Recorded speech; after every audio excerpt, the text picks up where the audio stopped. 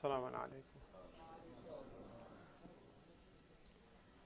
أعوذ بالله من الشيطان الرجيم. بسم الله الرحمن الرحيم. الحمد لله رب العالمين والصلاة والسلام على سيدنا محمد وعلى آل بيته الطيبين الطاهرين. اللهم صل على محمد وآل محمد. So as you have just heard, the subject of our program tonight is Al-Hajj wal-Umrah fi Kitabi wa Sunnah, which is basically Hajj and Umrah in Quran and in the Sunnah of our beloved Prophet and his household alayhi salam. There are two parts to this program tonight, inshallah. The main part is going to be this, discussing what Quran and Hadith have to say about Hajj and Umrah. And that is the second part, actually, which is the main part. This first part here, I would like to just show you a few pictures and video clips, just so that those who have never been for Hajj or Umrah, when we speak about the different aspects of Hajj, just so we are all on the same page, I think it'll be helpful if you have a visual. So before I proceed, I'm just a little curious to know, are there any individuals here who are planning to go for Hajj this year? Anyone going? MashaAllah. Okay. We have two brothers here. Is it the first time for either one of you? First time and third time. Okay. MashaAllah. Well, there may be some as well here who have never been for Hajj or Umrah, and inshallah Allah grant us all opportunities to do so. So just so we are all on the same page, and before I do this as well, I just want to also mention what is unique about our program tonight. Most of the groups that go for Hajj, they normally have such sessions to educate the mu'mineen and mu'minat who are about to set out as pilgrims. But those sessions usually focus on the ahkam and the masail of Hajj, the laws, and I'm sure those going for Hajj have attended such a program. Or it involves, how to be prepared, the physical preparation aspect of it. Of late, there has been a lot of interest on the philosophy and the spiritual aspects of Hajj. So there's a lot of resources on the internet now as well, lectures and PowerPoint slides and so on the different aspects of Hajj and their philosophy and what's the spiritual significance of doing tawaf and so on. What we are doing tonight is actually something different from all of this. What we're talking about is the etiquette of how to do these different aspects and the reward for them, the adab and the thawab of these different aspects, purely from a Quran and Hadith perspective. So a large part of it is just going to be Hadith, but inshallah it will be very useful, I hope, and even for those who have been for Hajj, it will hopefully build a zeal and inspiration in us to go again and again. So I'll start with some of the pictures here. For those who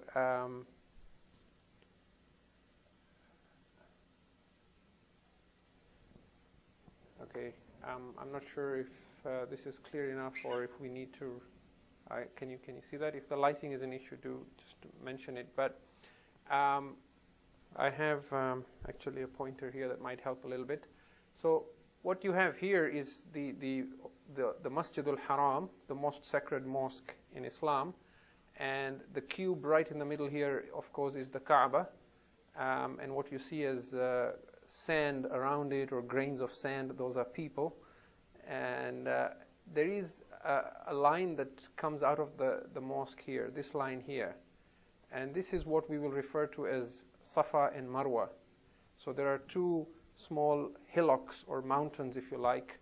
You have Safa there under that dome there, and you have Marwa there. And so a major part of the Umrah and Hajj is after doing tawaf around the Kaaba, you would actually walk 7 times, and somewhere in the midpoint here you would actually, for men, you would run or jog a little bit, which is called harwala, and that happens somewhere in between here. So for this picture, I just wanted to point out Safa and Marwa as being on this side here of the Kaaba. And we shall see later on Maqam Ibrahim would be somewhere there between the Kaaba and the Safa Marwa that comes out from there. Then on this picture here, unfortunately, I couldn't find an English version of this, and also couldn't find the time to replace it with English words here. But this is the picture of the Kaaba itself, and we shall see some video clips as well. But essentially, for those who have never been for Hajj, Umrah, and are not familiar with the terms at all, I just want to point out that where you have the door of the Kaaba,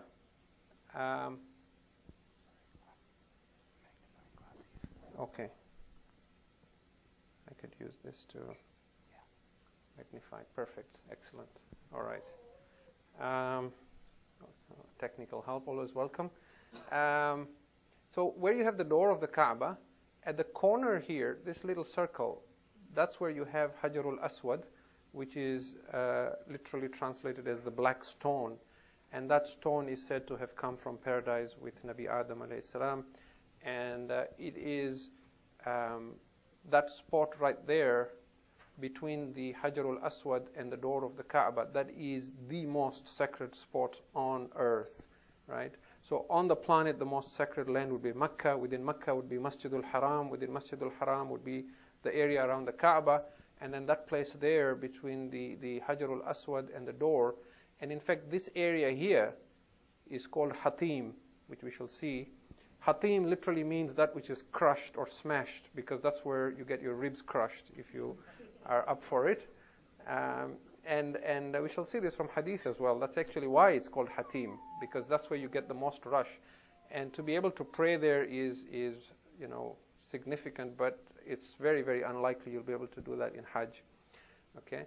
And then this structure outside separate here is called Maqam Ibrahim, and it houses a rock that bears the footprints of Nabi Ibrahim alayhi salam, who built the Kaaba, or according to some, Nabi Adam built it, and then it sort of was neglected, broke down, and Ibrahim alayhi salam rebuilt it. And as he was building and standing on that rock, or inviting people to Hajj, that rock is said to have softened for him and left his footprints on it. And this Maqam Ibrahim originally was very close to the Kaaba, touching the Kaaba, but it has been moved away progressively over time because of the crowd of pilgrims. Then you have a little semicircle here on this side of the Kaaba, which is called the Hijr Ismail. Okay? And when you do tawaf around the Kaaba, you actually don't go into the Hijr Ismail. You go around it from the outside like that, and then you go around that. Okay? So that semicircle is called Hijr Ismail. And when Nabi Ibrahim first built the Kaaba, it wasn't as big a structure. And Nabi Ismail and his mother Hajar used to actually live there in a tent. And some of the hadith or riwayat say that Nabi Ismail alayhi salam and his mother are actually buried there, in that ark in there. And there are some riwayats to say that many prophets have been buried there. Some say 1,000 prophets have been buried within the vicinity of the Kaaba. Some say 70 and so on. Okay, what else do I want to show you? The word Kaaba itself means a cube, and the English word cube may have come from the Arabic Kaaba actually. Each one of these corners has a name, and in Arabic a corner is called a rukn. So in hadith you will find a lot of mention of these rukns or arkan. It's important to know their names if you want to sort of understand the significance. When you hear the word rukn without saying what rukn it is, then it's referring to the main rukn here, which houses the Hajarul Aswad. And that's why some people call this Rukn al-Hajar, or they call it Rukn al-Aswad, because that's where the Hajarul Aswad is. Okay. The next most important corner of the Kaaba in significance would be this one here, on this side, and this is the Rukn al-Yamani. Okay. So from Hajarul Aswad, if you were to go clockwise, then the first corner would be Rukn al-Yamani. And this one here, diagonally opposite to the Hajarul Aswad, would be the Rukn al-Gharbi. And the one here closest to the door of the Kaaba on the other side of Hajarul Aswad, where the Hijr Ismail starts, is called the Rukn al-Shami. Okay? And it goes these names as well because in the olden days, when Mecca was just a valley surrounded by mountains, there were various passes through which caravans came in. So the caravans that came from Syria came in from this side, down the valley into where the Kaaba was, and that was therefore called the Shami corner, the corner from Sham, right? And then Gharbi would be the western side, so the caravans from the west came from there, and then Al-Yamani would have been those from Yemen, okay? When you do the tawaf of the Kaaba, it is always anti-clockwise. So this line that comes out from here is where you basically start your tawaf, and you go around, or what we call circumambulate. You do the tawaf going around like that 7 times. You never do tawaf clockwise, which is not hard to figure out because with the rush and the crowd, you'll never be able to go the other way around. So I have mentioned some technical terms there. This line now has been removed by the Saudi government. They had put a line like this before on the marble so you could tell where to start, but that was creating some problems which we shall talk about later on, and now the line, I believe, is not there anymore. So in terms of technical terms, Rukn al-Yamani, Rukn al-Hajar, these two we'll mention time and again. Hatim, we said, was this area here. We might talk about an area of the Kaaba called Multazim and Mustajar. Multazim and Mustajar are actually on this wall here, which is the wall facing the door of the Kaaba, the other side, right opposite the door of the Kaaba. When Nabi Ibrahim ﷺ had built the Kaaba, he had actually built 2 doors to the structure. There was an eastern door and a western door. And so there was a door facing this door on that side. But then with time, by the time, even before Islam, during the time of Jahiliyyah, when the Quraysh were maintaining the Kaaba, they sealed off that door completely. So there is a lot of significance to 2 areas of the Kaaba on that wall that are called Multazim and Mustajar that we shall talk about.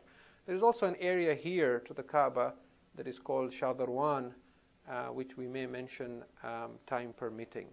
Okay, I think that suffices for now in terms of the technical names associated with the Kaaba, and we will come back to this if we need to.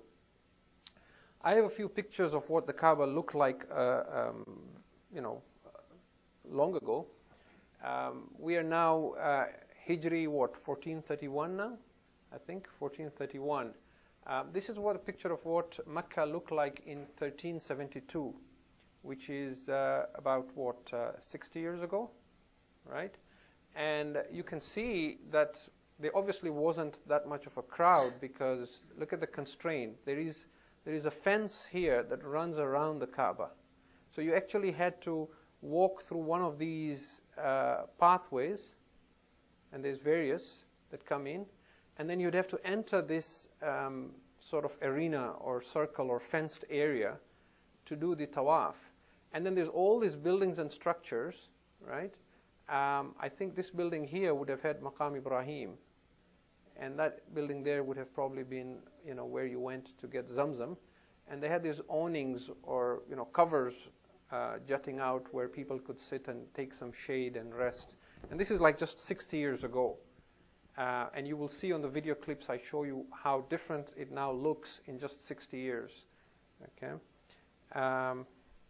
that's another picture of the Kaaba from, it says 1880. So that's a little older. That's about 130 years old. And again, you can see there was a lot of structures around the Kaaba that are all gone. None of this structure is there or this there and so on. Look at Maqam Ibrahim here compared to what you have now, right? There's even some buildings there with domes, which were probably graves or something of significance, but all lost in time. This is a picture of the Kaaba in 1910, just before the First World War. You can see the area around the Kaaba was cobbled rather than marble as it is now. These are again old pictures. This is also an old picture, but it's colored, I guess, to the degree that we could get color 60, 70 years ago. This is 1371, again, so about 60 years. And again, you can see that fenced area, and I'm mentioning this again because I'd like you to sort of remember this and compare it to what you're going to see, how it looks like today. Again, some old pictures. This picture I also wanted to share with you because up until the time I had the opportunity to go for Hajj in 2004, actually 2004 this wasn't there, but when I went in 1997, this was still there. And essentially, this is the Kaaba there, you have the Hijr Ismail, and Maqam Ibrahim was already as small as it is now there. But after you did that, if you wanted to drink the Zamzam water, which was a spring that gushed out for Nabi Ismail alayhi salam, you would have to come this way, and then there was a flight of stairs. You'd go down the flight of stairs down under here, and down under here was where they'd have water from Zamzam, and there was a glass encased area where you could actually see the pump that pumps the water from the well and so on. This is all gone now. It's all marble. It's just one floor. And now they have just some faucets and just places where you can just go and fill some water for yourself. But there isn't anything like this that you could go under or beneath to drink the Zamzam water. We're back at the first picture there. Okay. Let's just take a look at some videos. Most of these videos have the Quran being recited in the background, and because it's wrong to be talking while the Quran is being recited, we've muted the volume here. I'm going to show you a video first just to give you a better idea of the door of the Kaaba and as well the Maqam Ibrahim. These are all very, very recent pictures.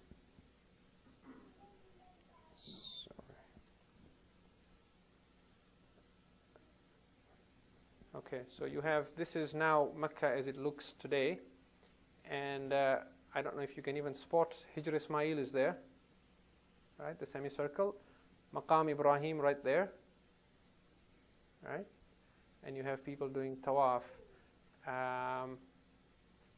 The rush is still not too bad as it was this morning, but I'll show you some of that as well. I have another one here of the Kaaba in Maqam Ibrahim. This is more an aerial view, and this is actually the Salat taking place, Fajr prayers, and you can see people standing in concentric circles. This was probably last week or so,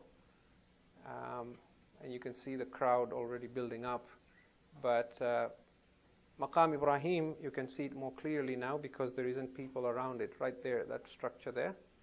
And in relation to it, that's Hijr Ismail. This side of the Kaaba is where I said there was another door before that has been sealed off. Okay, and this is what the new structure looks like. And this is then just the Salat taking place, but I should probably just pause this for a second.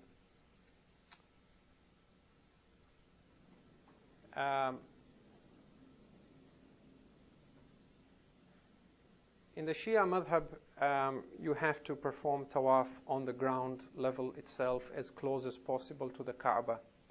So we are only permitted to do tawaf around this area as close to Maqam Ibrahim as possible. If the rush is too much, we can keep moving out until where it is possible and safe to do so. For our Sunni brothers and sisters, they are permitted to do tawaf on the different levels. So during Hajj time, you will see people doing tawaf on this ground level here, and then there is a second level there, and then there's a third level there, and then there's the top floor here that looks empty right now, but it's full of people closer to Hajj time. It's certainly worth going up to the top and just watching the people from tawaf, doing tawaf beneath, and just watching the people moving in circles. It's a beautiful sight to view. I have a close-up of Maqam Ibrahim that you can see. That's the Maqam Ibrahim, but this is now as if the camera is where the Kaaba is. So it's as if somebody is standing with his back to the Kaaba, facing Maqam Ibrahim, and behind the wall there, behind this wall here, is where Safa and Marwa is taking place. You can see these individuals walking here, behind, right? What they're doing is the walk between Safa and Marwa. And these individuals are actually walking this way, anti-clockwise, because the Kaaba is on this side. And I think as the video moves out a bit, you will begin to see the Kaaba as well. I think closer. Let me just move it out to the end. You can see the wall of the Kaaba. Now in relation to size, you can see where Maqam Ibrahim is, and this here on the left is the Kaaba. Okay. So I think we have a fair idea now of Maqam Ibrahim. Here is a video showing the Hijr Ismail more clearly. You could see the Hijr Ismail there, the semicircle. It is recommended to pray 2 rakats there facing the Kaaba, but not during your tawaf. During your tawaf, you're actually going to stay on the outside and not go into this area at all. Okay? This is a relatively empty Masjid al-Haram where there's very, very few people actually. The kind of crowd you probably get on a hot summer day when it's not a significant time on the Islamic calendar. And in those times, the top floor is normally even locked out, so you won't find people there. Okay. Just a couple more, and then we'll actually move on to the next segment. For those who may be curious about the tawaf on the upper floor, this is an example of a few people doing tawaf on the upper floor. They've already opened this area now for the month of Dhu Al Qadah.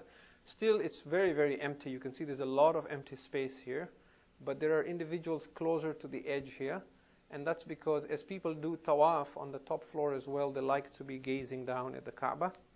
And there are also a lot of individuals who are not actually doing tawaf. They're just standing against the railing here and watching and looking down.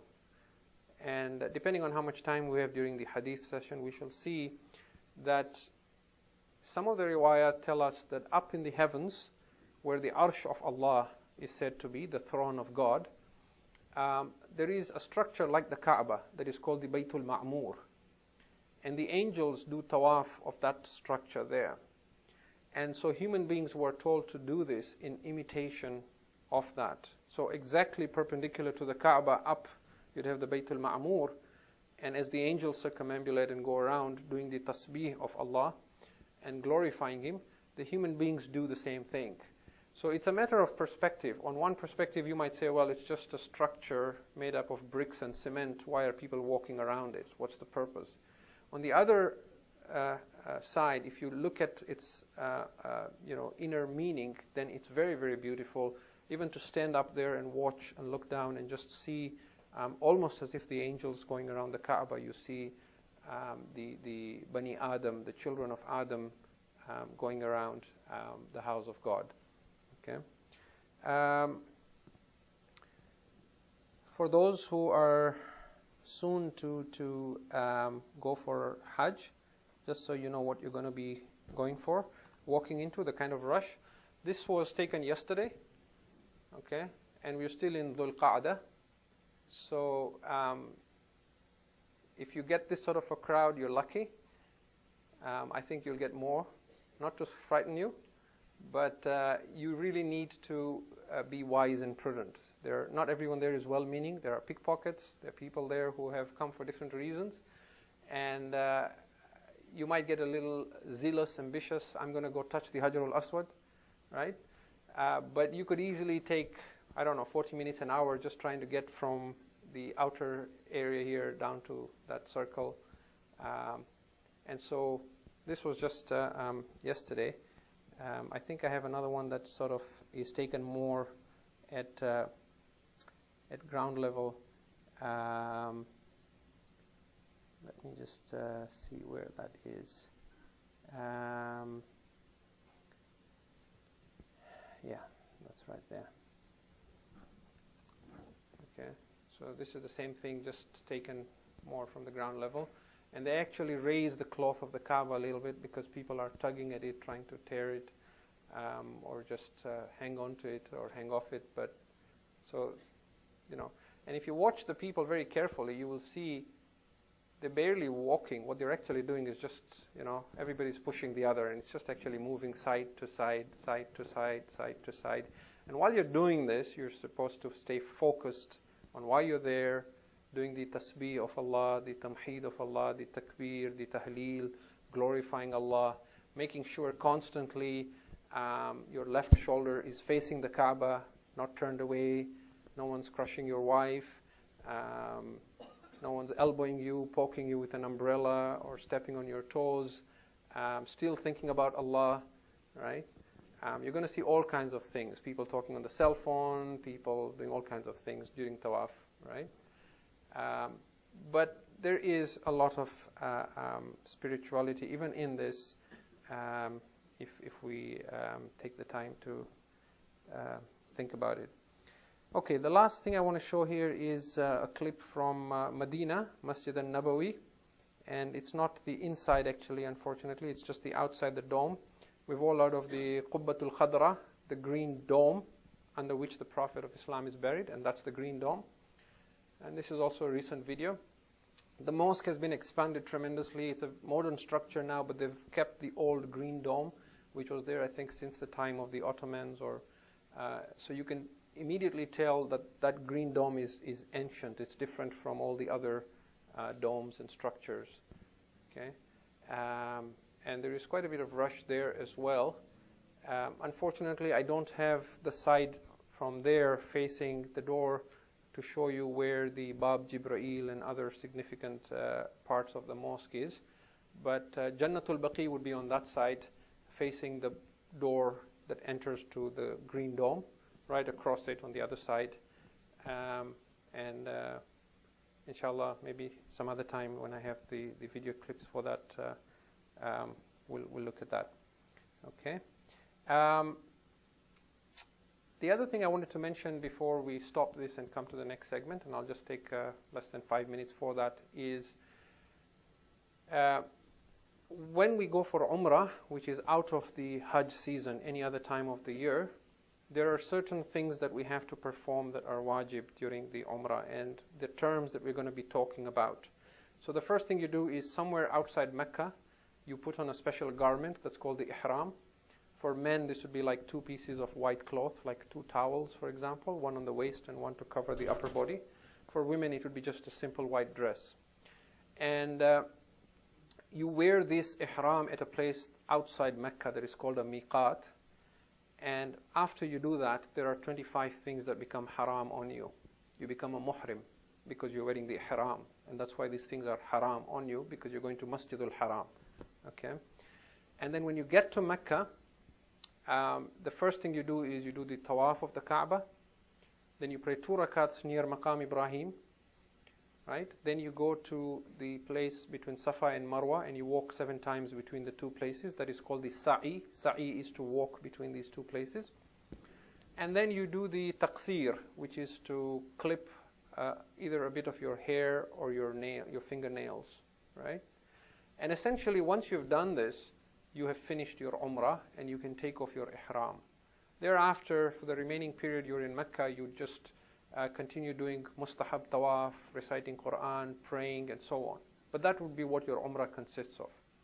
When you go for Hajj, you have to do actually 2 things within the Hajj. So the Hajjatul Islam is made up of 2 parts, an Umrah and a Hajj.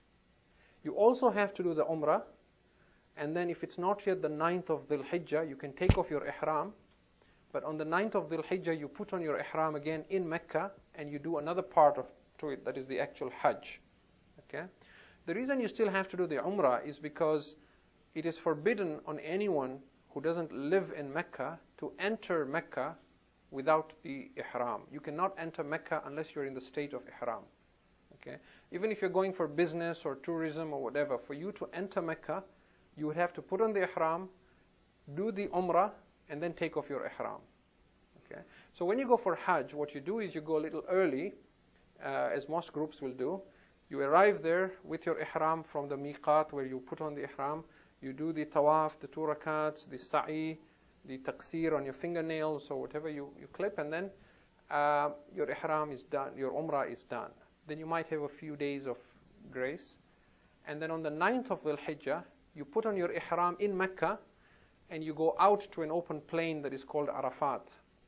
You spend the 9th of Dhul Hijjah in Arafat from sunrise or from noontime to sunset. And then after sunset, you go to another place that's called Muzdalifah or Mash'arul Haram. There you pick 70 or enough pebbles for stoning the shaitan. You spend the night at Mash'arul Haram or Muzdalifah as it is also called. The next day as the sun rises, you make your way from Muzdalifah to Mina.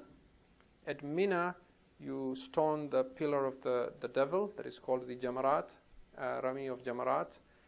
You sacrifice an animal. You do taqsir. For women, you cut a little bit of your hair. For men, you shave off your heads and then your hair. And then you basically stay in Mina for 3 days. The next day again you do the stoning of the devil. The third day you do that. And then you come back to Mecca. You do another tawaf of Hajj. You pray another 2 rakats. You do the sa'i between Safa and Marwa. This time it's for the Hajj aspect, not the Umrah. And then you do another tawaf that's called the Tawaf Nisa, which is again mandatory in order for your spouse to be lawful to you again. And you pray 2 rakats again. Right? And that basically essentially brings your Hajj to an end. After that, you can stay a few days. Before you leave, you might do a farewell tawaf once more. But the thing to remember is every time you do a tawaf, you pray 2 rakat at Maqam Ibrahim. Okay? And whereas the sa'i is only done once for Umrah or for Hajj, there isn't anything like a mustahab sa'i, the tawaf can be mustahab. After you've done your wajib, or what is needed for Umrah or Hajj, you can keep doing more tawafs for your grandparents, for your parents, for your friends, neighbors, anybody who you remember there from the mu'mineen and mu'minat. But every time you do tawaf, you pray 2 rakat at Maqam Ibrahim. All right? So with that, I'm going to stop here, and we're going to take a minute or two just to move some of this around, and inshallah come to the second part of our lecture. If you can recite aloud salawat ala Muhammad wa ala Muhammad.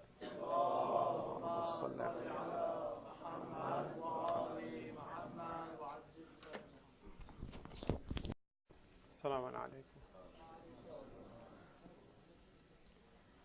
أعوذ بالله من الشيطان الرجيم بسم الله الرحمن الرحيم الحمد لله رب العالمين والصلاة والسلام على سيدنا محمد وعلى آل بيته الطيبين الطاهرين اللهم صل على محمد وآل محمد. So as you have just heard, the subject of our program tonight is Al-Hajj wal-Umrah fi Kitabi wa Sunnah, which is basically Hajj and Umrah in Quran and in the Sunnah of our beloved Prophet and his household alayhi salam. There are 2 parts to this program tonight, inshallah. The main part here, anyone going? MashaAllah, okay. We have 2 brothers here. Is it the first time for either one of you? First time and third time. Okay. MashaAllah. Well, there may be some as well here who have never been for Hajj or Umrah, and inshallah Allah grant us all opportunities to do so. So just so we are all on the same page, and before I do this as well, I just want to also mention what is unique about our program tonight. Most of the groups that go for Hajj, they normally have such sessions to educate the mu'mineen and mu'minat who are about to set out as pilgrims. But those sessions usually focus on the ahkam and the masail of Hajj, the laws, and I'm sure those going for Hajj have attended such a program. Or it involves, how to be prepared, the physical preparation aspect of it. Of late, there has been a lot of interest on the philosophy and the spiritual aspects of Hajj. So there's a lot of resources on the internet now as well, lectures and PowerPoint slides and so on the different aspects of Hajj and their philosophy and what's the spiritual significance of doing tawaf and so on. What we is going to be this, discussing what Quran and Hadith have to say about Hajj and Umrah. And that is the second part actually, which is the main part. This first part here, I would like to just show you a few pictures and video clips, just so that those who have never been for Hajj or Umrah, when we speak about the different aspects of Hajj, just so we're all on the same page, I think it'll be helpful if you have a visual. So before I proceed, I'm just a little curious to know, are there any individuals here who are planning to go for Hajj this year? What we're doing tonight is actually something different from all of this. What we're talking about is the etiquette of how to do these different aspects and the reward for them, the adab and the thawab of these different aspects, purely from a Quran and Hadith perspective. So a large part of it is just going to be Hadith, but inshallah it will be very useful, I hope, and even for those who have been for Hajj, it will hopefully build a zeal and inspiration in us to go again and again. So I'll start with some of the pictures here. For those who